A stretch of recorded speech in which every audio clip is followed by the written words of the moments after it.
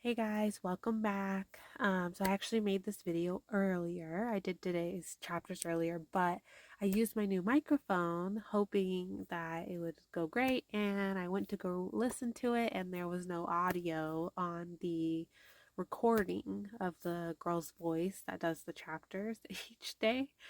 So I don't know, guys. Like I told you the other day, I'm not super tech savvy. I don't have, a computer set up. Like I'm doing these videos in my closet, like on the floor, on this broken box, with my phone propped up. I mean, I'm doing my best, so I apologize. I'm still working on it. Just be patient with me. I'm trying to improve the audio quality of my videos. But anyways, I wanted to share something real quick before we get started with today's chapters. So I was putting my daughter to bed right now and I came across this random video of this guy that I watched a video on his channel the other day. And so of course, another video of his popped up on my thing, and it was about this pastor in this church, this pastor that I follow on YouTube. I like him. He's very inspiring, says good stuff. It's great. And this guy was like complaining about this church and about how they're marketing Easter. And I was like, I don't know why I watched it, but I'm glad I did. Um, So he was like complaining the whole time about how this church on their flyers, their Easter flyers, are not using the word resurrection. Instead, they're, kind of like using more just general words on the Easter flyer and using Easter, the word Easter. Because let's be honest, guys, there's a lot of holidays that I'm learning just barely now, this past, 6 months or whatever that I brought God into my life and dived into this world, that, like Easter, Christmas, Halloween, all these holidays that we celebrate, and I've celebrated my whole life a certain way. And to me, they were magical growing up. Christmas was magical, Easter was magical, Halloween was magical. All of these holidays were magical to me growing up, and I have great memories.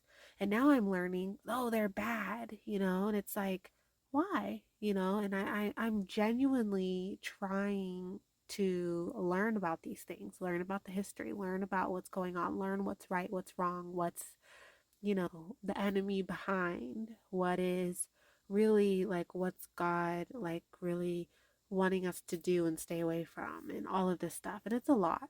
And everyone has different opinions and thoughts and blah, blah, blah.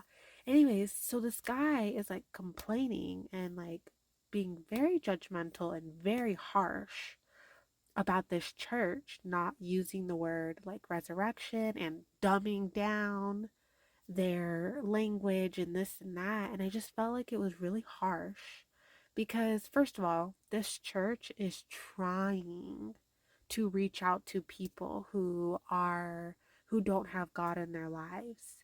And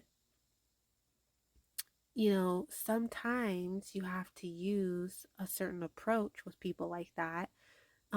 Because I'm even have God in my life now and believe and have been reading the Bible for over 5 months now, and I still do not, I, I'm barely touched the surface of understanding Jesus Christ and his sacrifice and the resurrection and all of that. And, you know, it's not like, if you don't have God in your life and you don't believe and you still have the veil over your eyes, like I did my whole life, and you are still, you know, under control, I guess, of with the enemy, and that veil is over your eyes, it's difficult to understand these things, um and even now, reading the Bible, there's some terminology and words and things that are talked about that I'm like, what? Like, I don't understand, And I'm a pretty like intelligent person, I'd say. I'm not like a genius, but I'm a decently intelligent person. And even I still struggle sometimes. So I can't even imagine someone who just, is not, doesn't have a high IQ. I'm not saying I have a high IQ, but I don't want to say dumb because I hate that. But what I'm saying is, like, there are people, like, for example, my husband has a cousin who has Down syndrome, and she is just has a lower IQ. It's not her fault. She's not dumb by any means. She's sweet and honest and a beautiful person. She's just, she has Down syndrome and she doesn't have, an average IQ person. She's just not. She has a lower IQ. So, there's certain words and there's certain ways that I talk to her and certain language that I use when I speak with her, to understand and have a conversation with her than I would with someone else who maybe is, a normal and, average IQ intelligence. You know what I mean? And so I just thought, like, I just felt like he was being really harsh and judgmental on this church because, this church is actually trying to reach out to people, trying to spread the word of God and get people interested and, speak about Jesus and the resurrection and get people to come to church and give it a chance. And they were even saying, when the actual sermon is going on, yeah, they're going to use all the normal, proper language from the Bible, like resurrection and stuff like that, and talk about the real, what it's really meant to be. But, and then he was like, oh, and it's Easter, the bunnies and the eggs and all this stuff. And I was like, well, that's because that's how a lot of people grew up and they didn't know no better and they don't know that it's bad. I, remember one year my dad woke me up on Easter and I was so excited because he was like, yeah, the Easter bunny went and hid a bunch of eggs in the yard for you and you're, let me help you go find them. Here's your basket. And, it had like stuff in it. And so I emptied it out. And then I, woke up in the morning and went in the backyard and went and found all the eggs because I was so excited because the Easter bunny hid the eggs just for me in the backyard. And my dad followed me around and it was really special and it was fun. And I was just a little kid. And I always remember that day, that morning, feeling so like magical. And I always look back on that memory fondly. And, you know, one, it, I'm a child. I was a child. Come on. Like, let's get over it. God knows my heart. God knows my true heart and my true character. It would be different if, like, now that the veil has been lifted off my eyes and I know certain things and I'm learning certain things, and then I actively go against God and his wishes, yeah, that'd be different. But I was a child. I didn't know no better. I grew up with Easter being that way and the bunny and the eggs and the chocolate and the, decorating eggs, which I also really enjoyed. I loved decorating eggs. That was like my favorite thing to do at Easter and wearing the pretty dresses and dressing up and getting together with family, like I just I feel like he was just being so harsh. And I think the fact that this church is even trying to reach out to people and that don't have God in their life, I think that alone should be seen as a good thing, instead of him making, an entire 16-minute video bashing on these people because they, you know, wanted to dumb down the language and what he called was Resurrection Sunday and what it really is. And I just felt like it was so harsh and it made me so sad because, I feel like there's a lot of people like me who have not had God in their life. until, now or recently. And, I'm 30 is when I brought God into my life. And I don't know all these things. I didn't know what was going on. And it's confusing because now it's like I'm learning all these things about holidays. And now I'm like, oh my God, am I allowed to celebrate Easter? Or should I not call it Easter anymore? Or like, what about Christmas and all this stuff? It's like my whole world is being turned upside down and I'm confused and I don't know what to do. And it's just like it's a little overwhelming sometimes, because you don't want to do the wrong thing, and it's like it's just I don't know. I just felt like he was being really harsh. And I just want to say, like, from someone who has not had God in my life until recently, like, if you're just bringing God into your life and you're just starting to get to know Him and spend time with Him and pray and read the Bible, or maybe you just started going to church, you know, if anyone tries to be like harsh or judgmental or like not like warm and welcoming and kind and help you understand God and the Bible and it's judgmental, like be careful with those people because that's not how it should be. And that's not what I've like experienced with, you know, the kind of Christians I've been around.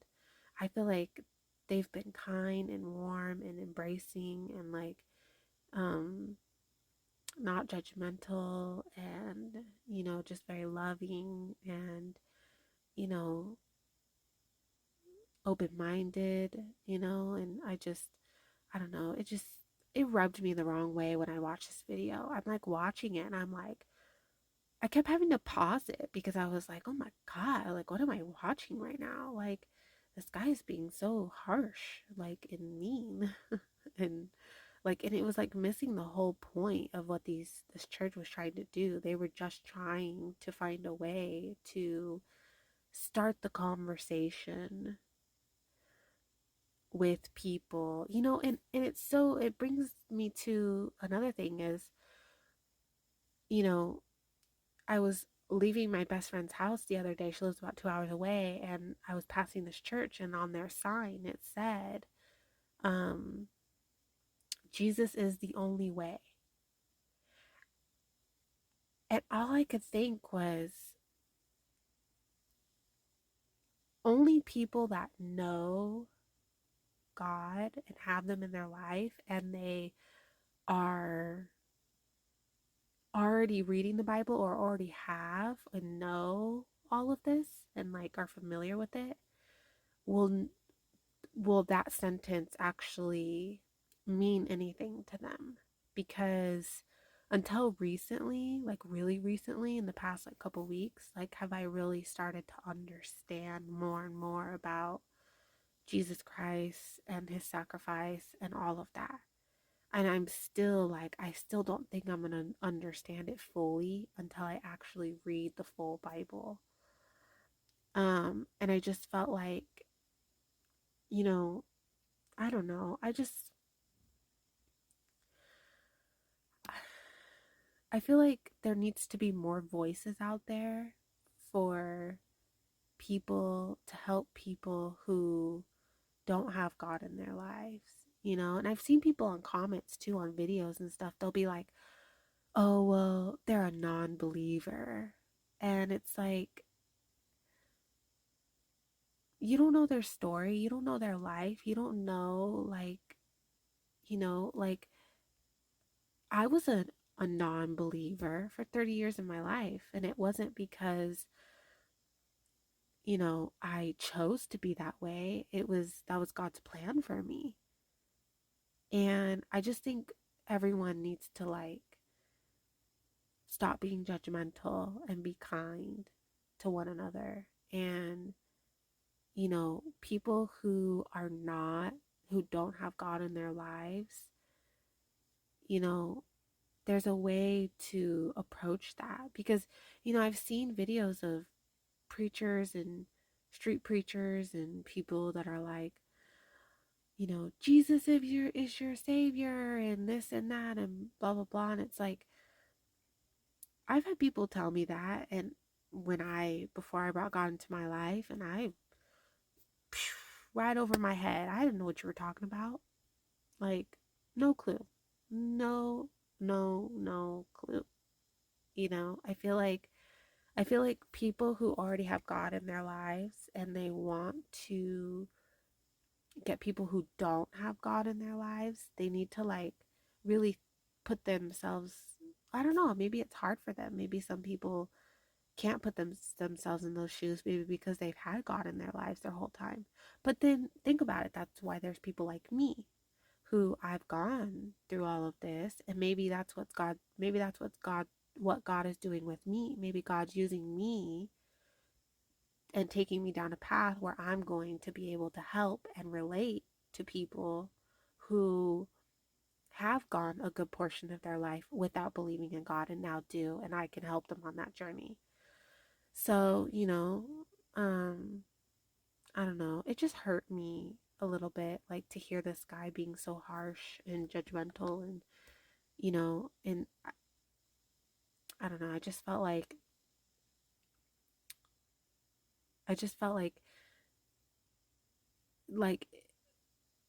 he was being harsh.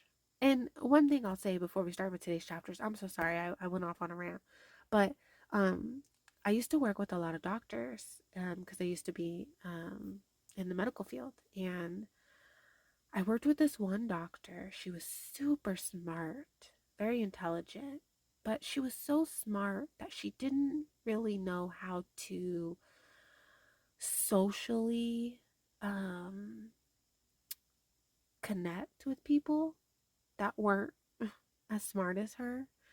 Um, and like she was like above everyone else in intelligence. She just was. And so she had a hard time socially with everyone, even sometimes with the other doctors. Anyways, I remember she came out of the room and she was complaining to one of her medical assistants about how she shouldn't have to dumb things down for the patients. Almost like it was like disrespectful to her to have to dumb things down. And I just thought that was really unfair of her to say because, you know, people that have lower IQs or even average IQs, that's just how they are. Like my husband's cousin, for example, the one that has Down syndrome. She didn't choose to have a lower IQ, that's just how she is. So, like I said, when I speak to her in a certain way. I don't talk down to her. I don't talk to her stupidly. I don't treat her like a child. I just use certain words and talk a certain way and have a level of patience with her that if I was talking to my husband, I would talk to him like because he's pretty similar in intelligence with me. We're kind of equal. So I speak to him a certain way. And then, like, so for example, when I spoke to this doctor, because she was a level above, like way levels above, I also tried to speak to her differently too. So, like, for example, I used to do ultrasounds on pregnant women. And based off the patient, I would, if I had a patient that was a doctor, I would use medical terminology when talking about the baby. So the baby's leg, I would say the femur instead of the leg, or certain parts of the brain. I would say what the medical terms were for the parts of the brain. But if I was talking to just an average person, I would say leg. I would point to parts of the brain and be like, "Oh, this is, where the balance is, or this is the middle of the brain, or, the eyes or whatever, like and then if I was talking to someone that was really like maybe like I had like a 16-year-old girl one time who was um not very smart. And, I didn't know her situation, so I wasn't going to judge, but I also respected the fact that this was her baby and she wanted to know about her baby. So I just kind of used wordings and spoke to her in a way that she could understand. Um, and I don't consider that dumbing down because I wasn't doing it disrespectfully. I was doing it in a way that I knew that I could get her to understand. And I think that that's where this church was coming from. I think the church was trying to think, okay, if I'm someone who doesn't have God in my life and someone came to me and wanted me to open my mind and heart to God, how would I want to be approached? What words do you think that I would understand? Like, I think that they were trying to put themselves in other people's shoes. And, but I think the guy like completely missed that point and then just took it very harshly and just very judgmental. And it definitely rubbed me the wrong way. But, you know, I definitely want to just, I don't know, I want to do my part and help. I tell God all the time, like, I want to help people like that have been in my situation who haven't had God in their lives, hasn't had God in their lives for a long time and now has God. I want to be able to help those people, and not judge them and be kind and help them in this journey. So, if you've met anyone that hasn't been kind to you or judgmental or harsh or, just ignore them and move on.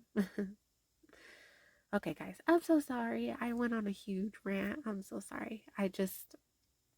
It really just bothered me and rubbed me the wrong way, the way he was speaking and talking down and just like saying that they were dumbing things down. And it's like, I just felt like it was really an unfair um, judgment on his part, in my opinion. So, but anyways, let's move on with today's chapter. I'm so sorry. That was such a long rant. Okay. Benaiah was the son of Jehoiada, the son of a valiant man from Kabzeel, who had done many deeds. He had killed 2 lion-like heroes of Moab. He also had gone down and killed a lion in the midst of a pit on a snowy day.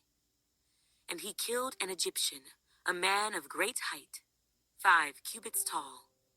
In the Egyptian's hand there was a spear like a weaver's beam, and he went down to him with a staff, wrested the spear out of the Egyptian's hand, and killed him with his own spear.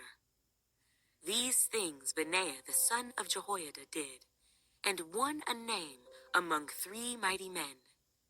Indeed, he was more honored than the 30, but he did not attain to the first 3, and David appointed him over his guard. Also, the mighty warriors were Asahel, the brother of Joab, Elhanan, the son of Dodo, of Bethlehem, Shamoth, the Harorite, Elez, the Pelonite, Ira, the son of Ikesh, the Tekoite, Abiezer, the Anathothite, Sibbecai, the Hushathite, Eli, the Ahohite, Maharai, the Netophathite, Heled, the son of Baanah, the Netophathite, Ithai, the son of Ribai of Gibeah, of the sons of Benjamin, Benaiah, the Pirathonite, Hurai, of the brooks of Gaash, Abiel, the Arbathite, Asmaveth, the Baharamite, Eliabah, the Shaalbanite, the sons of Hashem, the Gezonite, Jonathan, the son of Shagah, the Hararite, Ahiam, the son of Sakar, the Hararite, Eliphel, the son of Hefer, the Macherathite, Ahijah, the Pelonite, Hezro, the Carmelite, Naarai, the son of Ezbai, Joel, the brother of Nathan, Mibhar, the son of Hagri, Zelek, the Ammonite, Naharai, the Beerothite, the armor-bearer of Joab, the son of Zeruiah, Ira, the Ithrite, Gareb, the Ithrite, Uriah, the Hittite, Zabad, the son of Ali, Adonah, the son of Shiza the Reubenite, a chief of the Reubenites, and 30 with him, Hanun, the son of Maacah, Joshaphat, the Mithnite, Uzziah, the Ashtorethite, Shema and Jael, the sons of Hotham, the Aroerite, Jediael, the son of Shimri, and Joha his brother, the Tizite, Eliel, the Mahavite, Jerubai and Joshaviah, the sons of Elnaam,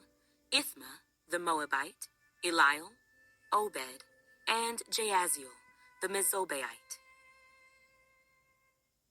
Now these were the men who came to David at Ziklag, while he was still a fugitive from Saul, the son of Kish, and they were among the mighty men, helpers in the war, armed with bows, using both the right hand and the left in hurling stones and shooting arrows with the bow. They were of Benjamin, Saul's brethren. Sorry, real quick. That just kind of reminded me the right hand and left. Also too, he had showed a video of a girl in the video he was complaining. He showed a video of a girl complaining about how we shouldn't water down the like images and the descriptions of how Jesus Christ, died on the cross and the bloodiness of it and the brutality of it and like his hands being like, pinned down on the cross and stuff like that. And I get where she was coming from, but as someone who has not had God in my life for 30 years, when I have seen stuff like that about Jesus and like even that movie that came out, The Passion of the Christ or whatever, like I saw ads for that and stuff. This was way before I brought God into my life. Guys, it meant nothing to me. I would see it and it it affected me zero. It meant nothing. It it didn't affect me in the slightest. It didn't bother me. It meant nothing to me. But it is because I did not have God in my life. I did not recognize him. I did not believe in him. I He wasn't even on my radar. I had so much other things going on in my life. I was spiraling. I was abusing alcohol. I was abusing weed. I was dealing with this pain and trauma from my whole childhood. I was running from it. I was putting myself through college on my own. I was living on my own, surviving on my own.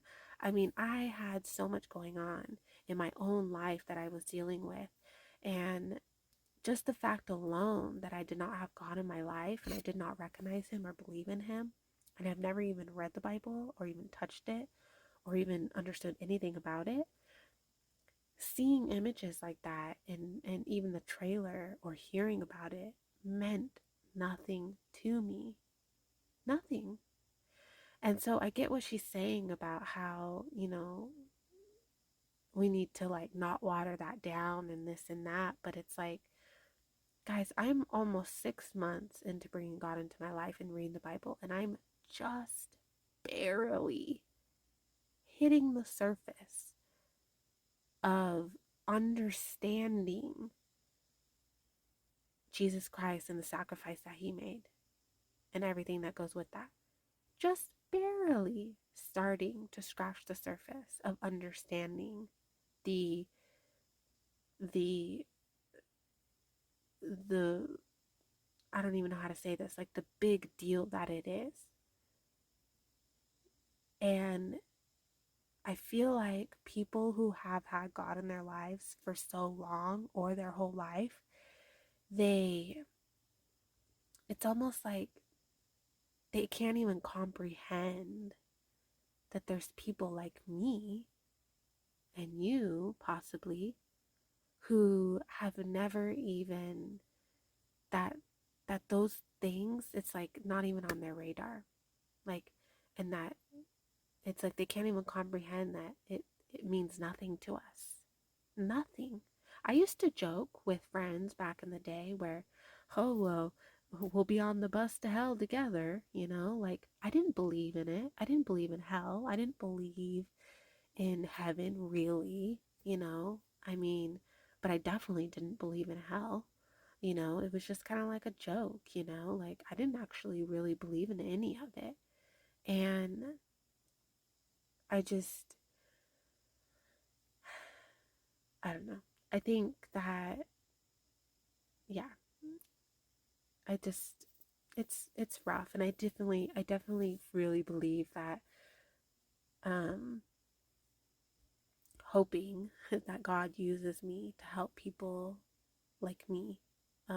Because I think that there's a lot of people online that, you know, like have YouTube channels and stuff and make videos. And there's a lot of like, pastors and churches and stuff that help people that already have God in their life, that are already, you know, tapped into that.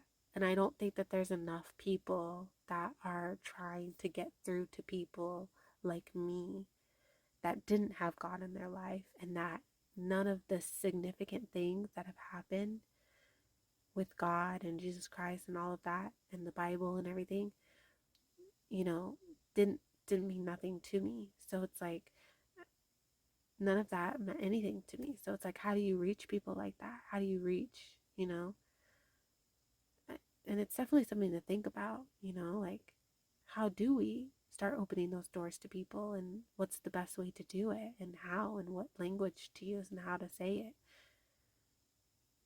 So I really hope that God uses me to help bridge that gap a little bit, because I know that I'm not alone in my personal like journey and not having God in my life, and then now having God in my life, and wanting to help others. And I think that there's people that are, helping people that already have their faith, and that's great.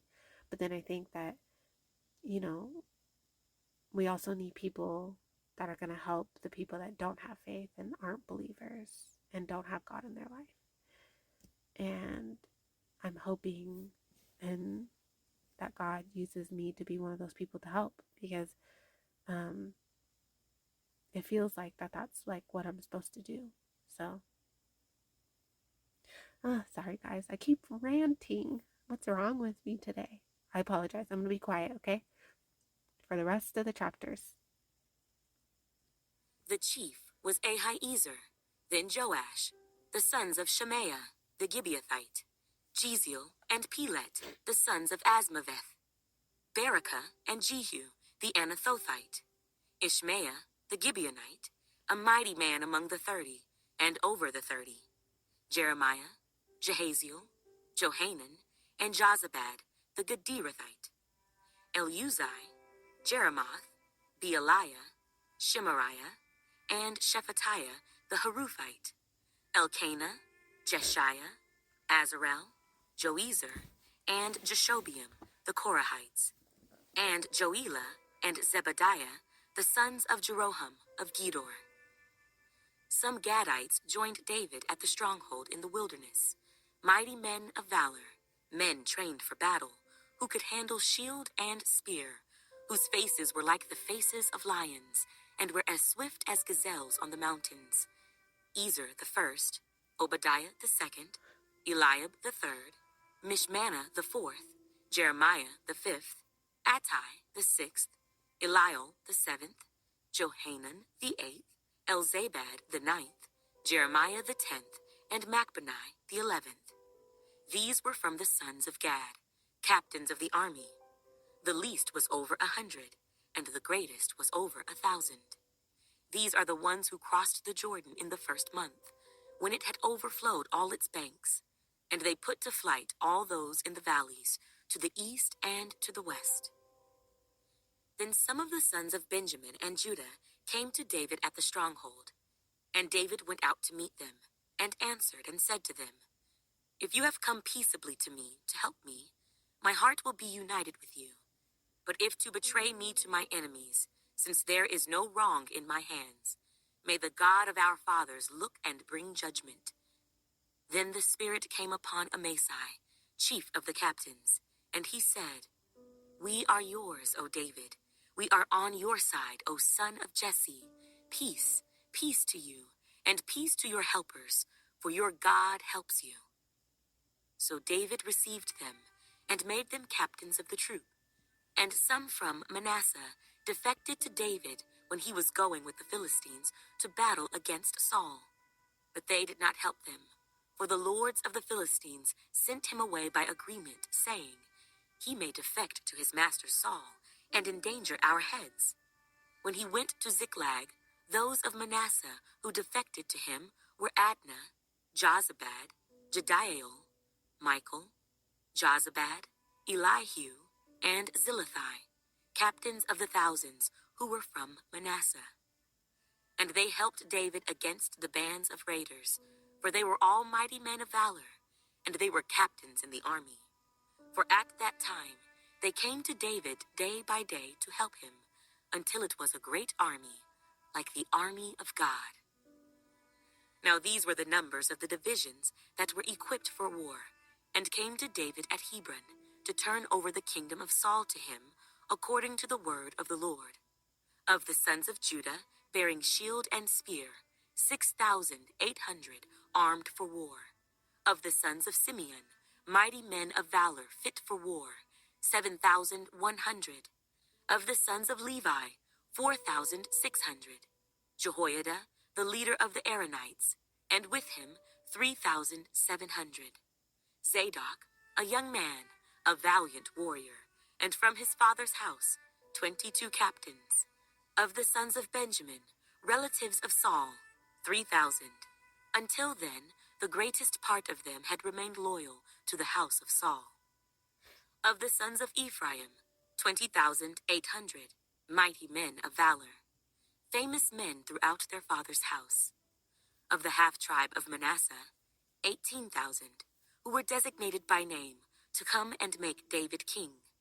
Of the sons of Issachar, who had understanding of the times, to know what Israel ought to do, their chiefs were 200, and all their brethren were at their command. Of Zebulun, there were 50,000, who went out to battle, expert in war with all weapons of war, stout-hearted men who could keep ranks. Of Naphtali, 1,000 captains, and with them 37,000 with shield and spear.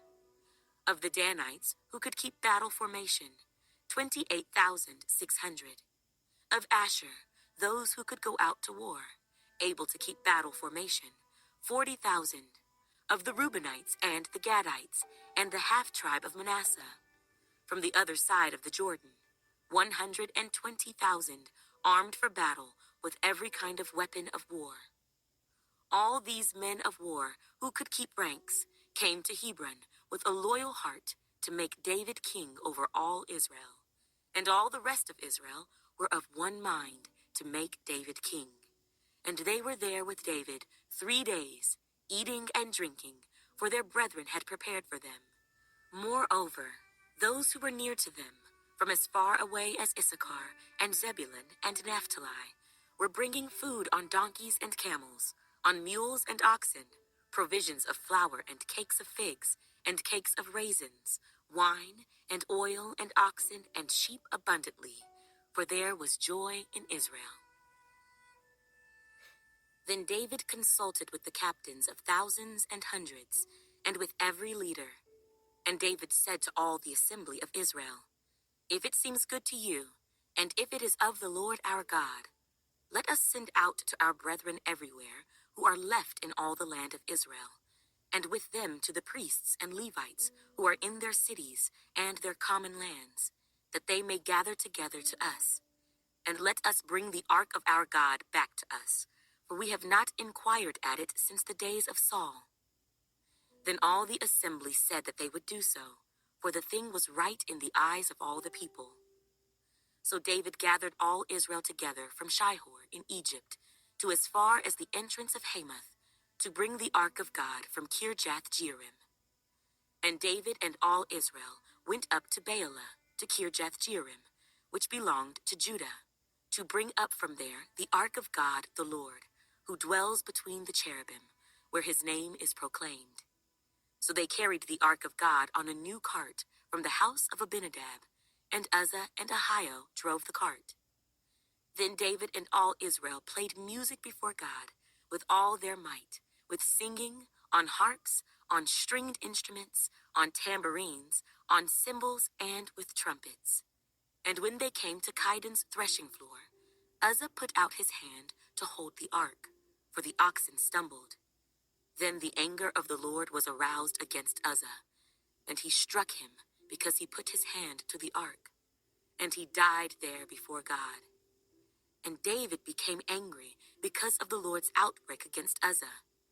Therefore, that place is called Perez Uzzah to this day.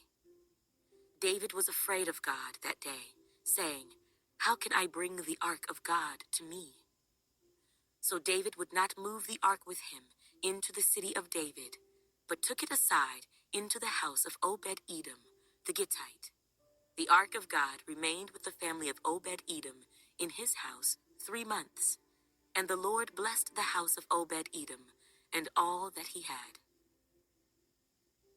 Now Hiram, king of Tyre, sent messengers to David and cedar trees with masons and carpenters to build him a house. So David knew that the Lord had established him as king over Israel, for his kingdom was highly exalted for the sake of his people Israel. Then David took more wives in Jerusalem, and David begot more sons and daughters. And these are the names of his children whom he had in Jerusalem: Shammua, Shobab, Nathan, Solomon, Ibhar, Elishua, Elpelet, Noga, Nephig, Japhiah, Elishama, Beeliada, and Eliphalet. Now when the Philistines heard that David had been anointed king over all Israel, all the Philistines went up to search for David. And David heard of it and went out against them. Then the Philistines went and made a raid on the valley of Rephaim. And David inquired of God, saying, "Shall I go up against the Philistines? Will you deliver them into my hand?" The Lord said to him, "Go up, for I will deliver them into your hand." So they went up to Baal Perazim, and David defeated them there. Then David said, "God has broken through my enemies by my hand like a breakthrough of water." Therefore they called the name of that place Baal Perazim. And when they left their gods there, David gave a commandment, and they were burned with fire. Then the Philistines once again made a raid on the valley. Therefore David inquired again of God, and God said to him, "You shall not go up after them. Circle around them, and come upon them in front of the mulberry trees. And it shall be, when you hear a sound of marching in the tops of the mulberry trees, then you shall go out to battle, for God has gone out before you to strike the camp of the Philistines." So David did as God commanded him, and they drove back the army of the Philistines from Gibeon as far as Gezer. Then the fame of David went out into all lands, and the Lord brought the fear of him upon all nations. David built houses for himself in the city of David, and he prepared a place for the ark of God, and pitched a tent for it. Then David said, "No one may carry the ark of God but the Levites, for the Lord has chosen them to carry the ark of God and to minister before him forever." And David gathered all Israel together at Jerusalem to bring up the ark of the Lord to its place, which he had prepared for it. Then David assembled the children of Aaron and the Levites. Of the sons of Kohath, Uriel the chief, and 120 of his brethren. Of the sons of Merari, Azariah the chief, and 220 of his brethren. Of the sons of Gershom, Joel the chief, and 130 of his brethren. Of the sons of Elizaphan, Shemaiah the chief, and 200 of his brethren. Of the sons of Hebron, Eliel the chief, and 80 of his brethren. Of the sons of Uzziel, Aminadab the chief, and 100. Oh, my daughter woke up. I'm gonna have to be right back. Sorry about that, guys. My daughter's still sick, so it's been rough. Okay, let's get back to it. Of Uzziel, Aminadab the chief, and 112 of his brethren. And David called for Zadok and Abiathar the priests, and for the Levites, for Uriel, Azariah, Joel, Shemaiah, Eliel, and Aminadab. He said to them, "You are the heads of the fathers' houses of the Levites. Sanctify yourselves, you and your brethren, that you may bring up the ark of the Lord God of Israel to the place I have prepared for it. For because you did not do it the first time, the Lord our God broke out against us, because we did not consult him about the proper order." So the priests and the Levites sanctified themselves to bring up the ark of the Lord God of Israel. And the children of the Levites bore the ark of God on their shoulders, by its poles, as Moses had commanded, according to the word of the Lord. Then David spoke to the leaders of the Levites to appoint their brethren to be the singers, accompanied by instruments of music, stringed instruments, harps, and cymbals, by raising the voice with resounding joy. So the Levites appointed Heman, the son of Joel, and of his brethren, Asaph, the son of Berechiah, and of their brethren, the sons of Merari, Ethan, the son of Cushaiah, and with them their brethren of the second rank, Zechariah, Ben, Jaaziel, Shemiramoth, Jehiel, Unai, Eliab, Benaiah, Maaseiah, Mattathiah, Eliphalah, Micniah, Obed-Edom, and Jael, the gatekeepers. The singers, Heman, Asaph, and Ethan, were to sound the cymbals of bronze. Zechariah, Aziel, Shemiramoth, Jehiel, Unai, Eliab, Maaseiah, and Benaiah, with strings according to Alamoth. Mattathiah, Eliphalah, Micniah, Obed-Edom, Jael, and Azaziah, to direct with harps on the Sheminith. Kenaniah, leader of the Levites, was instructor in charge of the music, because he was skillful. Berechiah and Elkanah were doorkeepers for the ark. Shebaniah, Joshaphat, Nathanael, Amasai, Zechariah, Benaiah, and Eleazar, the priests, were to blow the trumpets before the ark of God, and Obed-Edom and Jehiah, doorkeepers for the ark. So David, the elders of Israel, and the captains over thousands went to bring up the ark of the covenant of the Lord from the house of Obed-Edom with joy. And so it was, when God helped the Levites, who bore the ark of the covenant of the Lord, that they offered 7 bulls and 7 rams. David was clothed with a robe of fine linen, as were all the Levites who bore the ark, the singers, and Kenaniah, the music master with the singers. David also wore a linen ephod. Thus all Israel brought up the ark of the covenant of the Lord, with shouting, and with the sound of the horn, with trumpets and with cymbals, making music with stringed instruments and harps. And it happened, as the ark of the covenant of the Lord came to the city of David, that Michal, Saul's daughter, looked through a window and saw King David whirling and playing music, and she despised him in her heart. Okay, there we have it, guys. I'm so sorry that I went off on a super long rant today. I don't know. That video had me feeling like I had to say a lot. So, sorry about that. But it is so late. It is almost 1 a.m. I have got to get ready for bed and get some sleep. So, before my daughter wakes up again. Um, and yeah, so I am going to say goodnight and see you guys tomorrow. Well, today, but later. Good night, guys.